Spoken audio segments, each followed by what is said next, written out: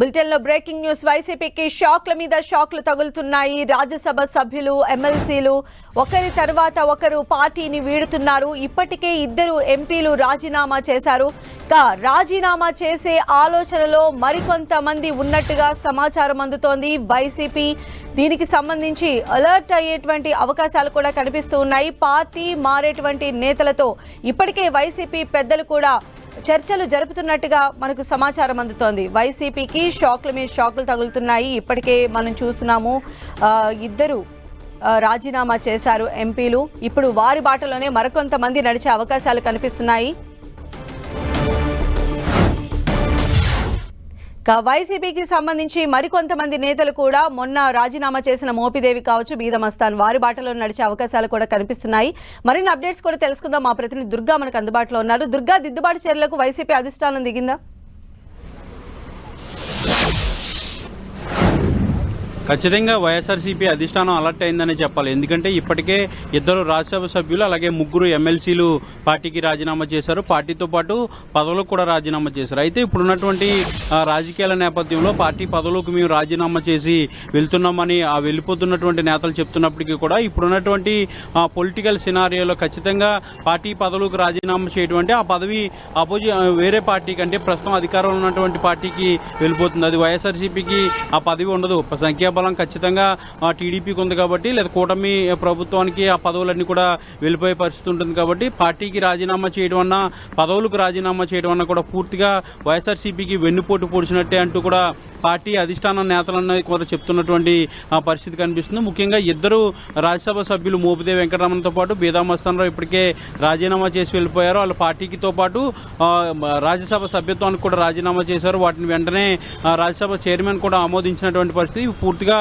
Notification రాబోతుంది. కొత్తగా భర్తీ కాబోతున్నటువంటి 2 స్థానాలు టీడీపీకి దక్కబోతున్నాయి. కాబట్టి వైఎస్ఆర్సీపీ 2 స్థానాలను పూర్తిగా కోల్పోయినట్టే. ఇక ఎమ్మెల్సీలకు సంబంధించి కూడా ఇదే పరిస్థితి కొనసాగబోతుంది. ఇప్పటికే పోతులు సునీత రాజీనామా చేశారు. ఈ రోజు కొద్దిసేపటి క్రితం కర్రీ పద్మశ్రీ అలాగే బల్లి చక్రవర్తి 2 కూడా ఎమ్మెల్సీలు చైర్మన్ కి రాజీనామా లేఖలను సమర్పించినటువంటి పరిస్థితి. ఈ 2 స్థానాలతో పాటు ముందు రాజీనామా చేసినటువంటి పోతులు సునీత 3 స్థానాలు కూడా వైఎస్ఆర్సీపీకి దక్కవు. ఈ 3 స్థానాలు కూడా టీడీపీ ఖాతాలోకి వెళ్లబోతున్నాయి. అయితే రాజీనామా అంటే పూర్తిగా పదవి అనేది పార్టీ నుంచి వేరొక పార్టీకి వెళ్ళిపోతున్నటువంటి పరిస్థితి కనిపిస్తుంది. కాబట్టి రాజీనామాలు అనేవి పూర్తిగా అనైతికం అనేది వైఎస్ఆర్సీపీ నేతలు చెప్తున్నారు. ఇప్పటికే అధిష్టానం నేతలు ఎవరైతే కొత్తగా రాజీనామా చేసేందుకు కానీ పార్టీ మారేందుకు అని ఆలోచన చేస్తున్నారో వాళ్ళతో అందరితో టచ్ లో కూడా వెళ్తున్నటువంటి పరిస్థితి. అధిష్టానానికి సంబంధించినటువంటి నేతలు వాళ్ళతో మాట్లాడుతున్నారు. అయితే మరికొంతమంది రాజ్యసభ సభ్యులు కూడా అలాగే మరికొంతమంది ఎమ్మెల్సీలు కూడా పార్టీ మారుతారని ఒక ప్రచారం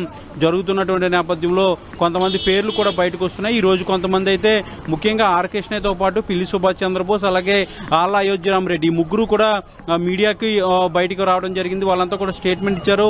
ఖచ్చితంగా వైఎస్ఆర్సీపీలోనే కొనసాగుతాం, పార్టీ పదవిని రాజీనామా చేయడం అంటే పార్టీకి అన్యాయం చేసినట్టే అంటూ కూడా వాళ్ళు ఈ రోజు ఇచ్చినటువంటి స్టేట్మెంట్. చివరి వరకు కూడా వైఎస్ జగన్ తోనే ఉంటామనే వాళ్ళు ఇచ్చినటువంటి స్టేట్మెంట్ మనం ప్రధానంగా చూడొచ్చు. దీంతో పాటు ఎమ్మెల్సీలు కూడా కొంతమంది ఎవరైతే పార్టీ మారాలని అనుకుంటున్నారో వాళ్ళందరితో కూడా అధిష్టానం టచ్ లోకి వెళ్ళింది. ఇప్పటికే రాజ్యసభ సభ్యులతో కూడా ఆల్రెడీ టచ్ లోకి వెళ్లారు. కొంతమంది పార్టీ మారాలని అనుకుంటున్నప్పటికీ కూడా కొంతమంది అధిష్టానం పిలుపు మేరకు తాడేపల్లికి వచ్చి వాళ్ళు ప్రెస్ మీట్ పెట్టినటువంటి పరిస్థితి. కొంతమంది అధిష్టానం పిలిచినా కూడా వాళ్ళు రాలేనటువంటి పరిస్థితి. ఉదాహరణకు మేడా రఘునాథ్ రెడ్డి కానీ అలాగే గొల్లబాబురావు 2 కూడా పిలిచినా కూడా వాళ్ళు రాని పరిస్థితి. ఇక విజయసాయిరెడ్డి ఆల్రెడీ ట్విట్టర్ వేదికగానే ప్రకటించారు.